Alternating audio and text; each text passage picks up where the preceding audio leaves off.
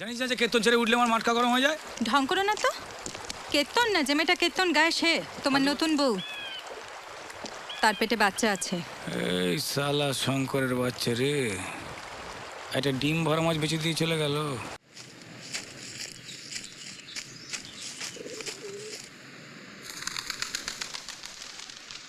তুমি নাকি বিয়ে করেছো রতনদা? বউ কোথায়? কে বললো? পাড়ার অনেকে দেখেছে তোমাকে নতুন বউ আনতে। পাড়ার লোকের খেয়ে দিয়ে কাজ নেই, যাকে তাতে তোর কি বল? তুমি বিয়ে করলে আমাকে একবার বললে না তো? হ্যাঁ শালা, আমি এগুলো তুই কি করতিস? শাঁখ বাজাতিস না হলু দিতিস, নাকি তুই আমাকে ভালোবাসিস? তোমাকে যে ভালোবাসবে রতনদা, তুমি তো তাকেও বিক্রি করে দেবে। তাহলে তুমি এখন ওই মেয়েটাকে নিয়ে শহরে যাবে, তাই না? আমাকে আর নিয়ে যাবে না? এই পাগল নাকি? তোদের দুজনকেই নিয়ে যাব। মেয়েটা কে বলো না। বউ, নতুন বউ, জঙ্গলে বসেছিল একা। ওর বর ছেড়ে ছুড়ে দিয়ে সমস্ত কিছু নিয়ে চলে গেছে। নিয়ে এলাম, খারাপ লাগলো এই। আমি একবার দেখবো মেয়েটাকে? ওই তো দিকে আছে, তুই যা, আমি একটু কীর্তন শুনে আছি।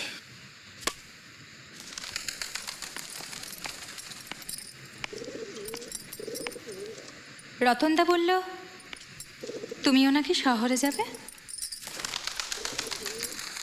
ভালোই হলো, একজন সঙ্গী পাওয়া গেল। দুজনে থাকলে কেনাকাটার কথা সুবিধে হয় না? শাড়ি, ম্যাচিং কানের দুল, লিপস্টিক। তুমি আমারটা পছন্দ করে দেবে, আমি তোমারটা। এই তুমি হিসেব জানো তো? আমি কিন্তু হিসেব করতে পারি না, খালি ঠকে যাই। শহরে অনেক টাকা জানো। আমরা না 2-3টে ব্যাংকে টাকা জমাবো, লাল নীল কার্ড থাকবে, আর মেশিন থেকে না ঝরঝর করে টাকা পড়বে। কি হলো? ওই যাত্রার পোশাকটা এখনো পরে আছো কেন? তোমার আর কোনো শাড়ি নেই? ঠিক আছে, আমি এনে দিচ্ছি। গরিবের শাড়ি কিন্তু পরবে তো? আমার আর কিচ্ছু নেই। সব আছে। পুরুষ মানুষের জন্য কেউ তো মন খারাপ করে? সব শালা এক। কেউ বিয়ের আগে ছেড়ে চলে যায়, কেউ পরে। তুমি বোকার মতো যার জন্য মন খারাপ করছো, সে দেখো এখন হয়তো অন্য কোনো মেয়েকে নিয়ে ফুর্তি করছে। যতদিন তোমার শরীর থাকবে 1000টা পুরুষ আসবে যাবে, একটাকে ধরবে আর একটাকে ছাড়বে। আমি সেই কথা ভাবছি না। তাহলে? আমি ভাবছি পেটের বাচ্চাটার কথা। তো তোমার পেটে বাচ্চা আছে?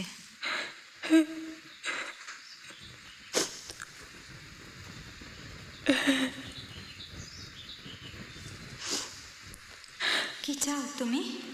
ওটাকে নষ্ট করতে হবে, তারপর তোমরা যা বলবে আমি সব করব। দাঁড়াও, রতনদাকে বলি, ও ঠিক একটা ব্যবস্থা করতে পারবে। বলবি?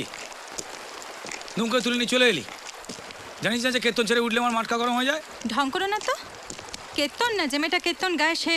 ফালতু কথা বলিস না, কি বলবি বল।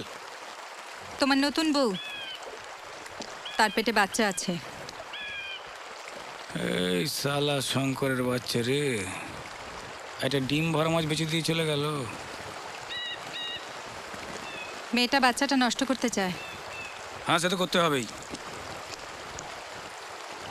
কি করবে? দেখছি, তুই যা যা।